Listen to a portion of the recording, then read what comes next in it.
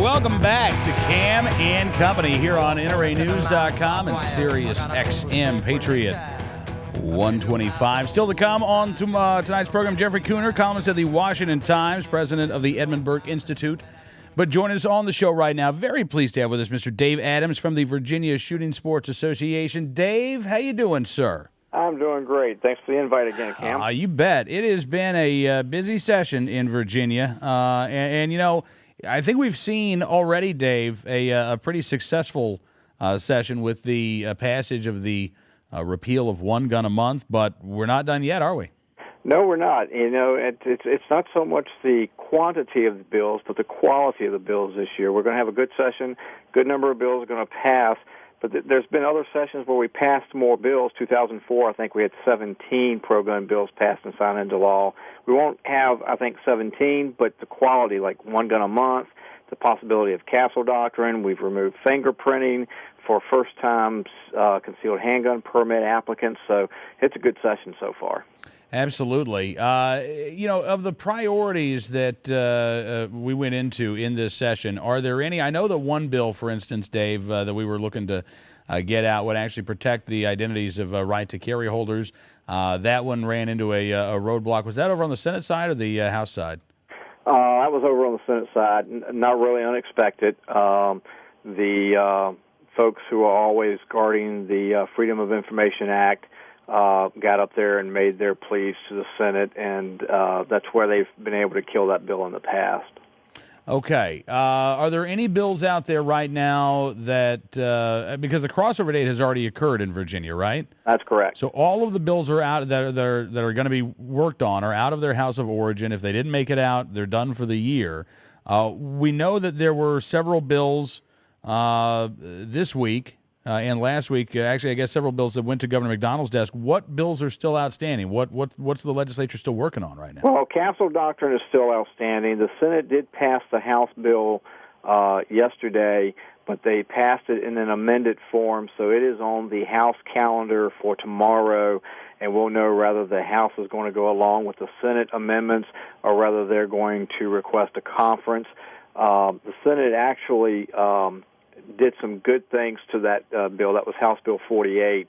There had been some concern that the way it passed the House, that it actually would have made common law is what's been guiding self-defense in Virginia, and which is why it's actually been hard to pass a castle bill, because common law actually is pretty good in Virginia on self-defense. But they moved it from the criminal code, which is how it was introduced in the House, into the civil code to make the bill protect gun owners from civil liability if they have to use a firearm for self-defense in their home once the intruder makes an overt action. That'll go back over to the House. Like I said, it's on the calendar for tomorrow, and we'll see what the House does with it. Okay. Other than that, are gun owners good right now? I mean, where should they be? Should they be concentrating their effort on that particular piece of legislation? Yeah, I think that, you know, we're supportive of the bill the way it has passed right now. It's interesting. The Senate is actually moving House legislation faster than the House is moving Senate legislation. I mean, just yesterday we saw two bills come out of the Senate and is on their way to Governor McDonald. The bill that addresses the compensated confiscation schemes at some of the localities. Mm-hmm. That was the one bill that I actually thought was going to run into another buzzsaw in the Senate, thinking that they were going to send that to local government. That's the one committee in the Senate that is controlled by Democrats, but it ended up in Courts of Justice, which is a good pro-gun committee right now, and they actually passed it out on a 23-17 vote. Governor Kane vetoed that bill in 2009. Yeah. We've passed it. We don't have any reason to believe that Governor McDonald is not going to sign it. So that's a good win for gun owners right there. House Bill 26 passed out of the Senate yesterday and is on its way to the governor. That's the bill that allows a court to waive a $25 fine once a permit holder presents his permit to the court if he had failed to display his concealed handgun permit when a law enforcement officer had requested it. So that's another bill that's on its way to the governor too. Some of the Senate legislation is taking a little bit longer to weave its way through the House. Part of that is probably because militia and police meets once a week, and Senate Courts of Justice meets twice a week. Okay. All right. Well, listen, Dave, sir, I appreciate you coming on the program. I know that there are a lot of gun owners in Virginia who really appreciate the legislative updates. When does the session conclude? How far along are we right now? March the 10th is the last day, so we could actually see one gun a month signed into law before the end of the session. We could see the two bills that passed yesterday signed into law before the end of the session, because the way it works is if they hit the governor's desk and there's more than 7 days left in the session, he has to act on it before the end of the session.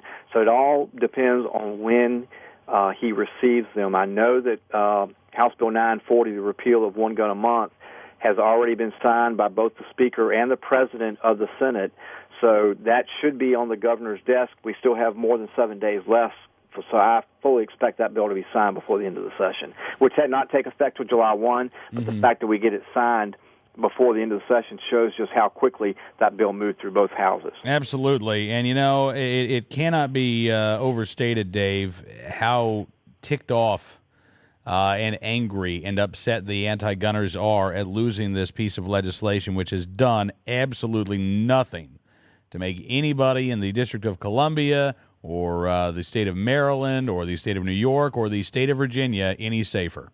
That's correct. And, you know, it's always good when you can remove bad laws from the code. Absolutely. You know, it's not just a matter of getting new laws and good laws on the books, but as you say, getting rid of some of the bad ones, and this one's been around for a long time, since the mid-1990s, and it's going to be a good day to see it go away later this year, Dave. It's going to be loads of fun come July 1. I wonder how many folks are going to buy two guns on July the 1st this year. I think we're already looking at what kind of raffle we can do this year just to celebrate.